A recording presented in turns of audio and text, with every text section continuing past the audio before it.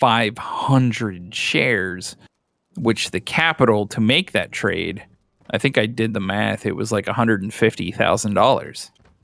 It's like, that's the problem. Like, I could do that, with $100 or $500 or $1,000, but that's only going to get me $5 to $50. Like, that's not enough to quit my job.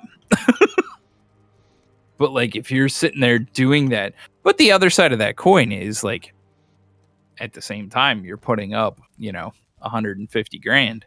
If you fuck up, you could lose real big. Oh, yeah. But you just have to study the market and know what you're doing. Here, I'm going to give this back to you. And I threw it the wrong way. There's a pickaxe right here if you want to grab that. Okay, I need 5 troll hide leather and 3 bone fragments.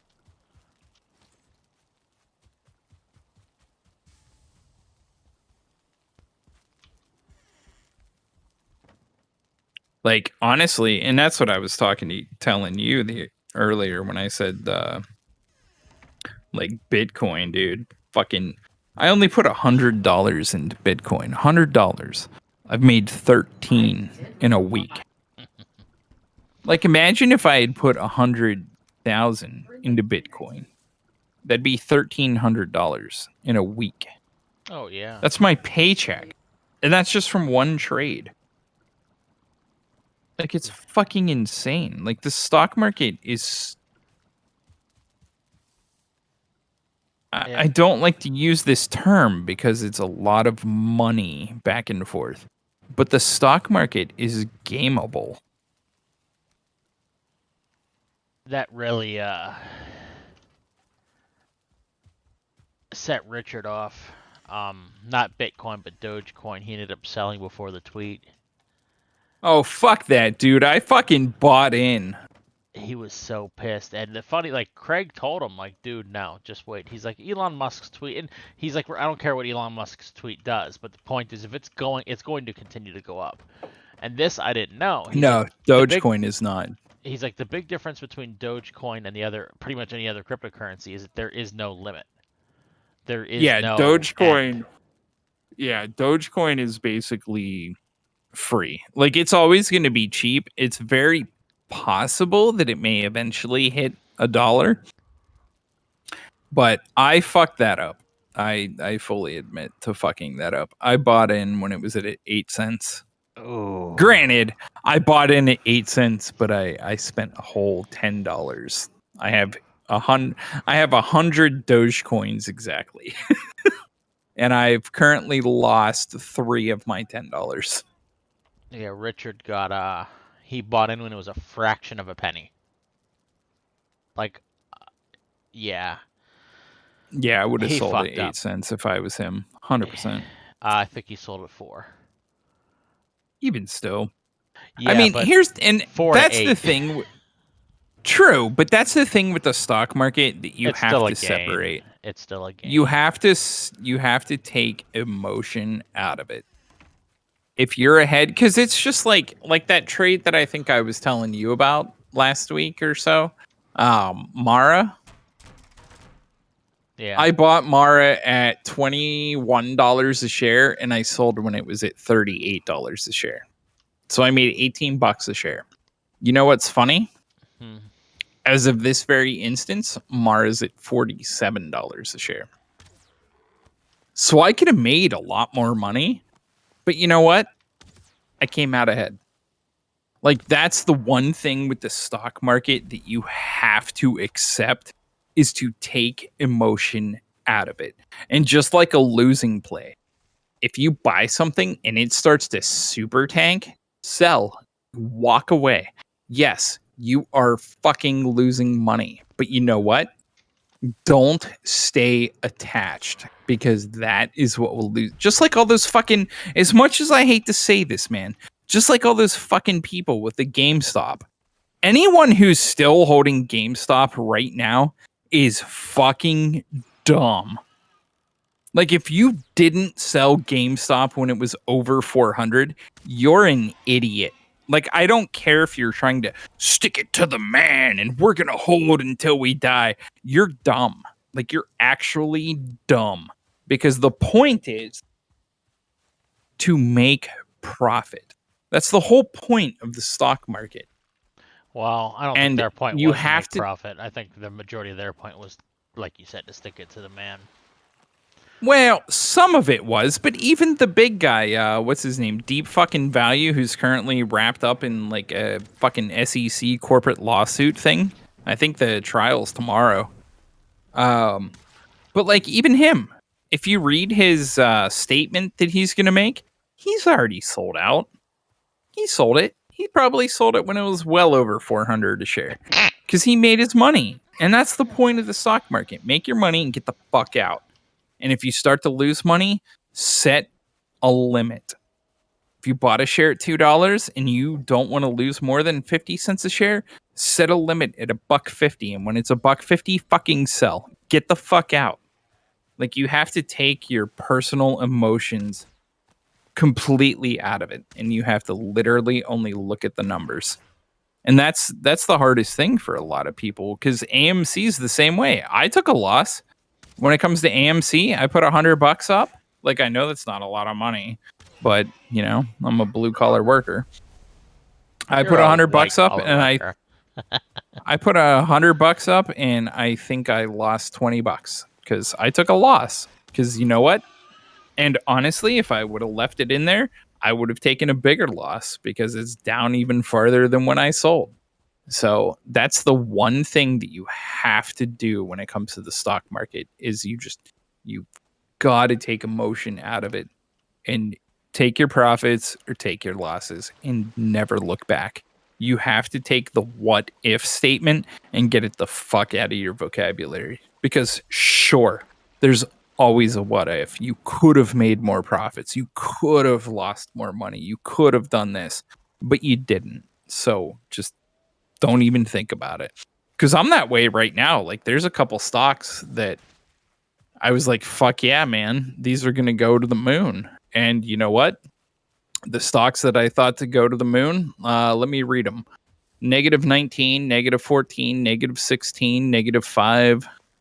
Like, I'm down a lot of money. At the beginning of this week, I was up about $100, and right now I'm only up about 48. So I've lost money. I could have cashed them in, but I didn't, because those are stocks that I have a certain theory about. But if they go much lower, I'm probably going to get the fuck out of them, and take my losses and find a new one. Like, I was, that I is the was, one thing though. I was doing stocks before it was cool, just so I can get new graphics cards. Hey, if I can be honest, I started this whole thing before I knew anything about GameStop. I And I'm started. not kidding Oh, I did either. too. I've been doing this for years, but only with Nvidia, so they can pay themselves to get me a new graphics card. Yeah, like I'm it's so funny that this all happened right around then, because I started watching a bunch of finance videos on YouTube and stuff, and like, I swear to God, I knew nothing about GameStop. And then you were like, "Oh, trying to get in on that GameStop money," and I was just like, "What the fuck are you talking about?" And so I Googled it, and I won't lie, I almost dropped some money in GameStop when it was about 200 a share. Actually, speaking of, let me check my Nvidia. Which, to be fair, I would have made money because that was the day before it bumped up to like 450 a share. So I could have made money there, but I didn't. Ouch! Today was a rough day for Nvidia.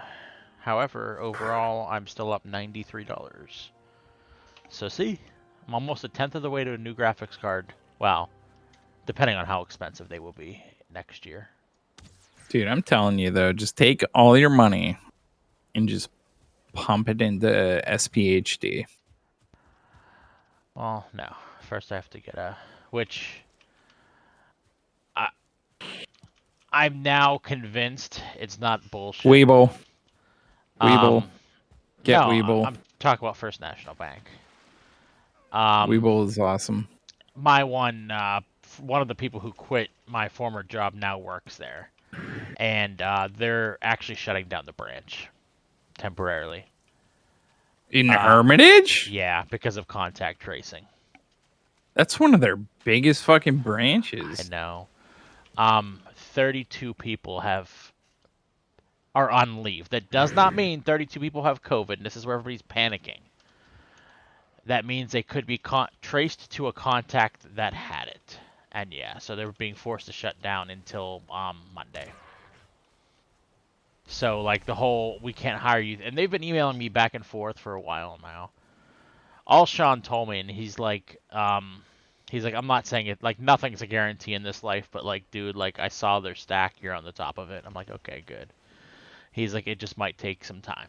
I'm like, I can wait. Like, I'm not saying I'm stopping looking for other opportunities. That's one thing that's gonna fucking suck. Um, I kinda made a mistake. Who hasn't?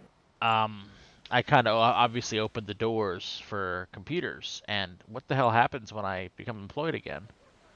I'm not really gonna want to close this door, so I'm just not gonna fucking sleep. And as I realized when I opened the door, god damn the door. I mean, every day I'm getting deliveries, every fucking day.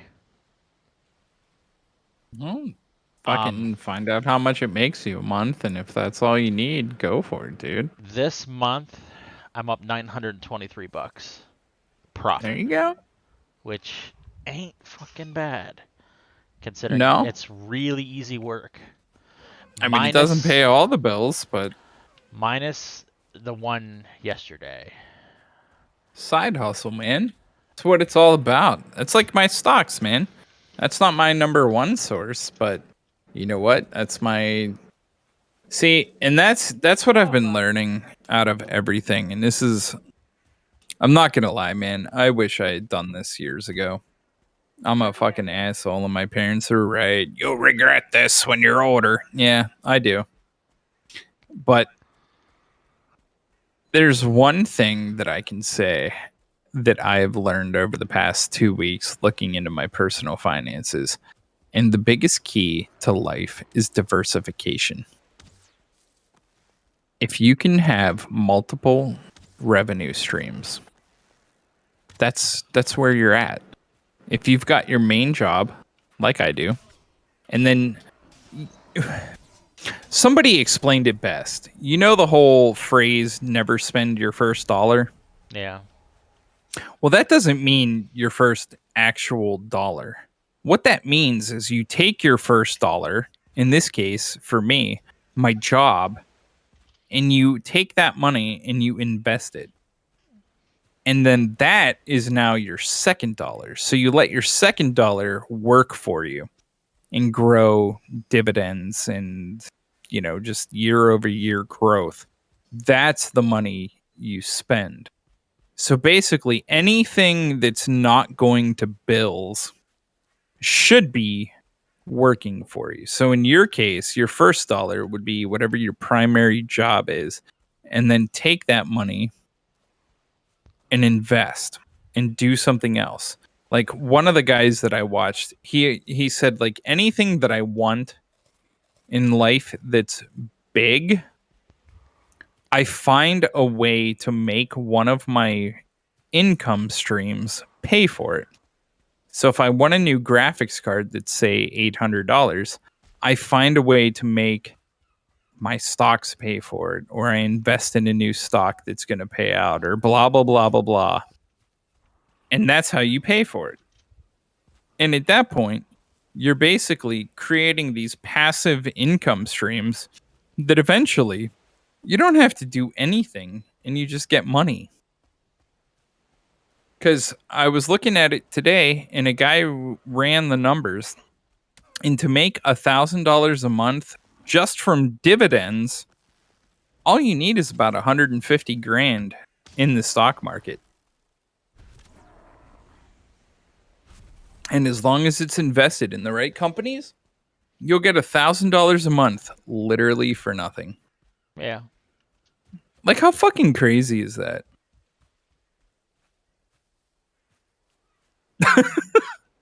Like, I don't know. I know I'm, of all the people to be talking about money and finance, like, I'm not the person you probably thought you would ever have that conversation with.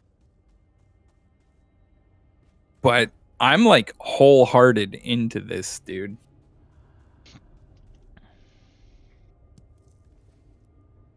In fact, tomorrow, because I have the day off, I'm going to take all of my magic cards over to a local place